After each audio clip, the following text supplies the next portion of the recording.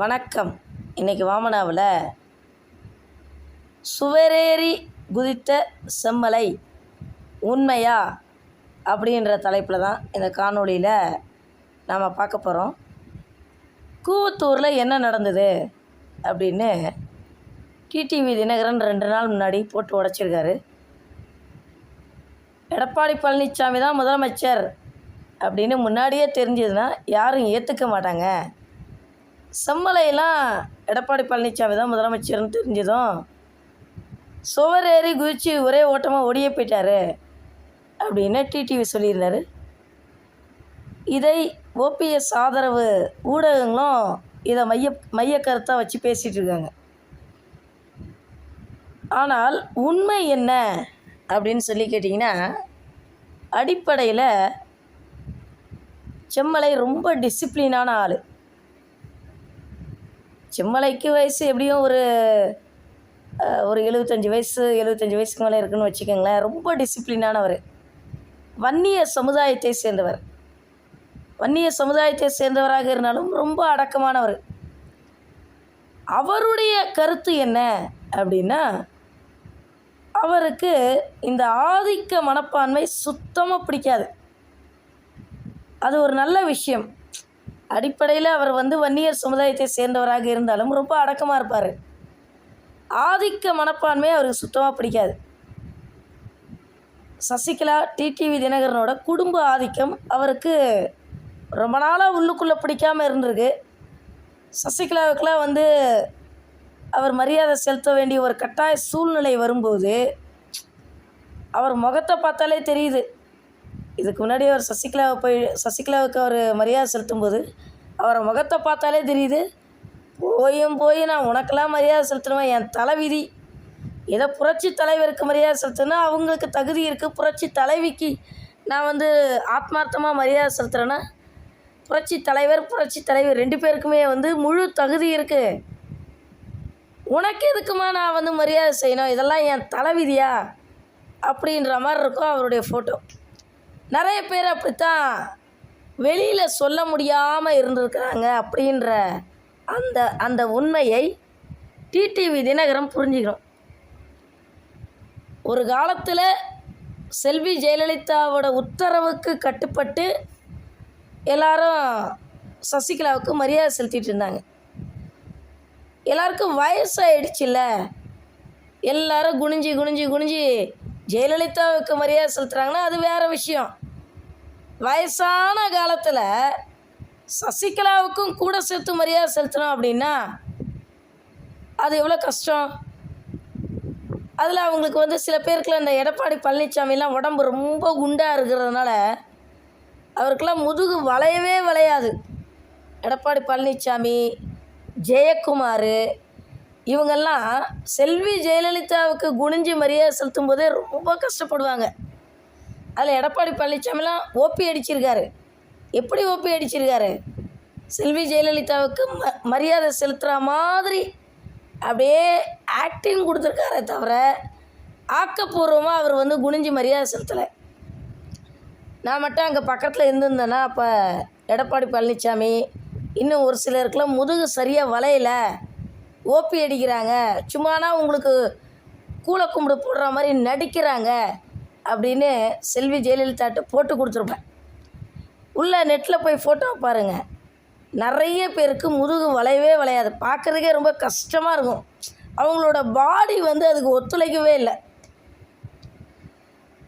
ஆனால் உண்மையிலேயே எடப்பாடி பழனிசாமியை பாராட்டினேங்க. அவரால் குனிஞ்சி ஒழுங்காக சலாம் போட முடியல. ஆனால் கூவத்தூரில் தனக்கு முதலமைச்சர் பதவி கிடைக்க போகுது அப்படின்னதும் எவ்வளோ ஸ்பீடாக வேகமாக சசிகலா காலில் விழுந்தார் அப்படின்னு என்னுடைய மைண்ட் வாய்ஸ் மட்டும் இல்லை, உங்களுடைய மைண்ட் வாய்ஸும் எனக்கு கேட்குது. ஆனாலும் நான் சொல்கிறது தான் உண்மை. போகிறோம்ப்பா, இது வரைக்கும் செல்வி ஜெயலலிதா உயிரோடு இருந்த வரைக்கும் நாம் குனிஞ்சி வளைஞ்சி நாம் எவ்வளோக்கு எவ்வளோ உடம்பு வருத்தணுமோ அவ்வளோ வருத்திக்கிட்டோம். நமக்கும் வயசாகுது. இனிமேல் நாம் சசிகலாவுக்கு கூலக்கும்பிடு போட வேண்டிய அவசியம் இல்லை. அப்படின்ற ஒரு முடிவெடுத்து தான் சசிகலாவால் பாதிக்கப்பட்டோர் சங்கம் அவங்கெல்லாம் அப்படியே எடப்பாடி பழனிசாமியோட கை கோத்துட்டாங்க. பட் செம்மலை வெளியில் வந்ததுக்கு காரணம் என்ன அப்படின்னா, அவர் சுவரேறிலாம் குதிச்சு வரல. அங்கே உள்ள சில பிடிக்காத விஷயங்கள்லாம், முதல்ல சசிகலா குடும்பத்தை அவருக்கு சுத்தமாக பிடிக்காது. அப்புறம் ரொம்ப டிசிப்ளினானவர். அதனால் அங்கே ட்ரிங்க்ஸ் அதுவும் அவருக்கு பிடிக்காது. லேடிஸ் விஷயம் அதுவும் அவருக்கு பிடிக்காது. அங்கே என்ன சொல்கிறது, ஒரு அருவருப்பான ஒரு சூழல் அந்த இடத்துல நிலவி இருக்கு எங்கள் கூவத்தூரில். அதனால் ஒரு நல்ல ஒழுக்கமான குடும்ப மனிதரான குடும்பஸ்தனான செம்மலை எனக்கு உடம்பு சரியில்லை அப்படின்னு சொல்லிட்டு வாசலில் இந்த செக்யூரிட்டிகிட்ட சொல்லி காரில் தான் வந்திருக்காரே தவிர அவர் சுவர் ஏறிலாம் குதிச்சு வரல. அதுவும் இல்லாமல் ஓபிஎஸ் பக்கம் அவர் எதுக்காக நின்னார் அப்படின்னா, அப்போ ஓபிஎஸ் தர்ம யுத்தம் பண்ணிகிட்டு இருந்தார். சசிகலாவை மற்றும் சசிகலா குடும்பத்தை எதிர்த்து அவர் குடும்ப யுத்தம் அதாவது தர்ம யுத்தம் பண்ணிகிட்டு இருந்தார். அது செம்மலைக்கு ரொம்ப பிடிச்சிருந்தது. அதனால் ஓபிஎஸ் பக்கம் வந்தார். அப்புறம் ஓபிஎஸ் திருப்பி சசிகலா பக்கம் சாய ஆரம்பிக்கவும், எடப்பாடி பழனிசாமி ஆரம்பத்தில் சசிகலாவால் முதலமைச்சர் ஆக்கப்பட்டாலும், ஆரம்பத்தில் சசிகலா டிடிவி தினகரனுக்கு கட்டுப்பட்டு இருந்தாலும், முதலமைச்சர் ஆனதற்கு பிறகு கூடிய சீக்கிரமே சசிகலா குடும்பத்தையே ஓரங்கட்டி வச்சது மட்டுமல்லாமல் தொடர்ந்து அந்த விஷயத்தில் ரொம்ப ஸ்ட்ராங்காக நின்றுக்கார். எடப்பாடி பழனிசாமி சசிகலாவின் குடும்பத்தை எதிர்ப்பதில் அன்றிலிருந்து இன்று வரை ரொம்ப ஸ்ட்ராங்காக நிற்கிறாரு. அதனால தான் செம்மலைக்கு எடப்பாடி பழனிசாமியை ரொம்ப பிடிச்சிருக்கான். இதுதான் உண்மையான விஷயம். திருப்பியும் சொல்கிறேன், கூவத்தூரில் சசிகலாவோட குடும்பத்தை செம்மலைக்கு சுத்தமாக பிடிக்கல. வெளியில் ஓபிஎஸ் சசிகலா குடும்பத்தை எதிர்த்து தர்ம யுத்தம் பண்ணிகிட்டு இருந்தார். அதனால் ஓபிஎஸ் பக்கம் அவர் வந்தார். நாளடைவில் மீண்டும் ஓபிஎஸ் சசிகலா பக்கம் சாய ஆரம்பித்ததும் எடப்பாடி பழனிசாமி ரொம்ப ஸ்ட்ராங்காக அவருடைய முடிவில் அவருடைய நிலைப்பாட்டில் உறுதியாக இருக்கிறத பார்த்ததும் செம்மலை எடப்பாடிக்கு முட்டு கொடுத்துட்ருக்கார். ஆனாலும் செம்மலை அவ்வளோ விசுவாசமாக இருந்தாலும் எடப்பாடி பழனிசாமி செம்மலைக்கு உரிய முக்கியத்துவத்தை கொடுக்கறது கிடையாது. அதாவது அவருக்கு உரிய ராஜ்யசபா எம்பி பதவியே கொடுக்கறதில்ல. அதை தூக்கி சிவி சண்முகத்துக்கு விட்டார். வர்ற சட்டமன்ற தேர்தல் அதுலையாவது செம்மலைக்கு அவர் சீட்டு கொடுப்பாரான்னு தெரியல. ஆனால் செம்மலையோட நிலைப்பாடு என்ன அப்படின்னா, அவருக்கு சீட்டு கிடைச்சாலும் சரி, சீட்டு கிடைக்காட்டிலும் சரி, எடப்பாடி பழனிசாமி எவ்வளோதான் செம்மலைக்கு அல்வா கொடுத்தாலும் சரி, வயசாகி போயிடுச்சு. கடந்த காலத்தில் எம்எல்ஏ அமைச்சராக இருந்தாச்சு. இனிமேல் எனக்கு என்ன வேண்டியிருக்கு? அதனால் எனக்கு பதவிகள் கிடைச்சாலும் கிடைக்காட்டிலும் நான் சசிகலா இருக்கிற பக்கம் மட்டும் நான் போகவே மாட்டேன் அப்படின்ற ஒரே ஒரு காரணத்தினால்தான் செம்மலை எடப்பாடி பழனிசாமிக்கு இவ்வளவு ஆதரவு கொடுக்குறாரு அப்படிங்கிற உண்மையை எல்லாரும் தெரிஞ்சுக்கணும். அது மட்டுமல்ல, கூவத்தூர்லேருந்து செம்மலை வெளியில் ஓடி வர்றதுக்கு முக்கியமான காரணம் ஒரே வரியில் சொல்கிறதா இருந்தால், செம்மலை அவர் ஹெல்த் மினிஸ்டராக இருக்கும்போது, சுகாதார அமைச்சராக இருக்கும்போது தொட்டில் குழந்தை அப்படின்னு ஒரு திட்டத்தை கொண்டு வந்தார். ஒரு திட்டம் அறிமுகம் செய்யப்பட்டது. உண்மையை சொல்லணும்னா அந்த திட்டத்தை அறிமுகம் செய்த அதிகாரி யார் அப்படின்னா கிரிஜா வைத்தியநாதன் தான் அந்த தொட்டில் குழந்தை ஸ்கீம் கொண்டு வந்தாங்க. அதில் செல்வி ஜெயலலிதா, புரட்சி தலைவி செல்வி ஜெயலலிதா கூட அதில் நல்ல பேர் கிடச்சிது அவங்களுடைய ஆட்சியில். செம்மலையே ஒரு தொட்டில் குழந்தை தான். செம்மலை சுகாதாரத்துறை அமைச்சராக இருந்தபோது தொட்டில் குழந்தை திட்டம் கொண்டு வரப்பட்டது.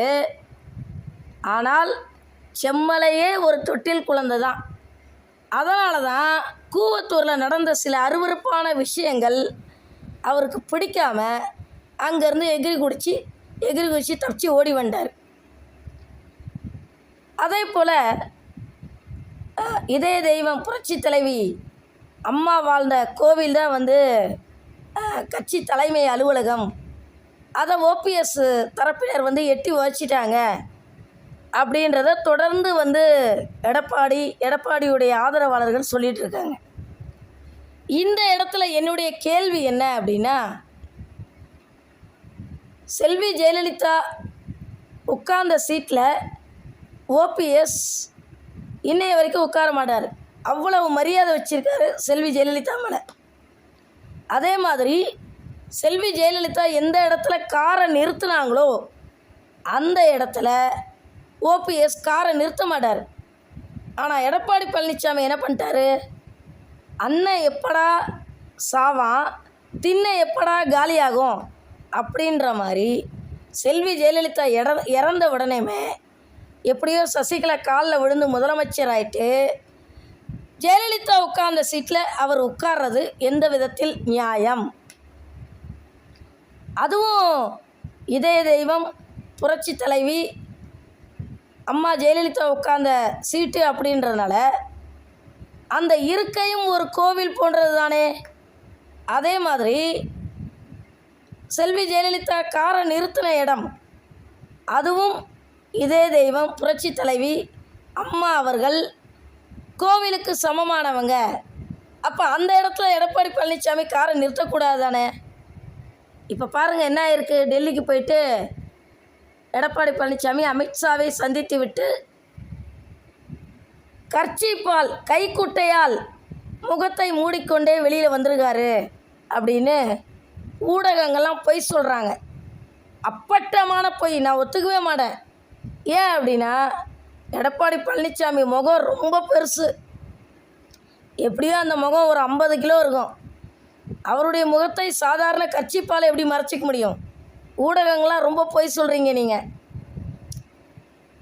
அனைத்து பிரிவினரும் பிரிஞ்சு போன அத்தனை பேருமே, அதாவது ஓபிஎஸ், சசிகலா, டிடிவி, இப்போ கடைசியாக செங்கோட்டையன், அப்புறம் இதுக்கு முன்னாடி நீக்கப்பட்ட மற்ற நிர்வாகிகள் அத்தனை பேரும் ஒன்றாக இணைந்தாலும் அதிமுக பழைய அதிமுகவாக திரும்ப வராது. ஏற்கனவே எடப்பாடியும் ஓபிஎஸ்ஸும் இருக்கும்போதே தேர்தலில் ஜெயிக்கிறது அவங்களுக்கு ஒரு மிகப்பெரிய ஒரு சவாலாக இருந்துச்சு. இன்றைக்கி என்ன ஆச்சு, பாஜக அண்ணாமலையால் ஓரளவுக்கு வளர்க்கப்பட்டுருச்சு. நயினார் நாகேந்திரன் அதை திருப்பி அழிச்சிட்ருக்காருன்னு வச்சுக்கோங்க. அதை ஒரு பக்கம் விட்டுருங்க, நான் பாஜக பக்கம் வர விரும்பலை, டாப்பிக்கு மாற்ற விரும்பலை. ஆனால் உண்மையிலேயே அண்ணாமலை தலைவராக இருந்த வரைக்கும் ஓரளவுக்கு ஓட்டு சதவீதத்தை உயர்த்தினார். அதிமுகலேருந்து கொஞ்சம் பேர் பாஜகவுக்கு ஓட்டு போட்டாங்க. அதே போல் சீமான் தன்னுடைய கட்சியை ஓரளவுக்கு வளர்த்துருக்காரு.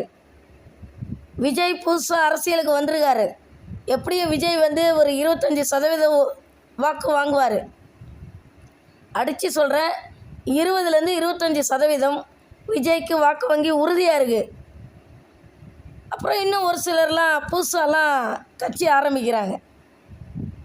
ஏற்கனவே பாராளுமன்ற தேர்தலில் 85 லட்சம் வாக்குகள் தான் விழுந்திருக்குது. 1.5 கோடி தொண்டர்களுடைய அதிமுக, 1.5 கோடி தொண்டர்களுடைய அதிமுக அப்படின்னு பேர் வாங்கிட்டு இருந்த கட்சி, ஜெயலலிதாவால் கஷ்டப்பட்டு உருவாக்கின கட்சி, எடப்பாடியோட தலைமையை யாரும் ஏற்றுக்கொள்ளாமல் எல்லாரும் சிதறி போயிட்டாங்க. சில பேர் தாய் கட்சியான திமுகவுக்கே போயிட்டாங்க, திமுகவுக்கே ஓட்டும் போடுறாங்க. இனி வரும் காலத்தில் ஓபிஎஸ், டிடிவி, சசிகலா, செங்கோட்டையன் எல்லாரையும் ஒருங்கிணைத்தாலும் வர்ற சட்டமன்ற தேர்தலில் அதிமுகவுக்கு 50 லட்சம் வாக்குகள் கிடைத்தாலே மிகப்பெரிய விஷயம் அது. ஏன்னா எடப்பாடி டோட்டலாக கட்சியை க்ளோஸ் பண்ணிட்டார் அப்படின்னு சொல்லிட்டு இந்த காணொலியை முடிச்சுக்கிறேன். நன்றி, வணக்கம்.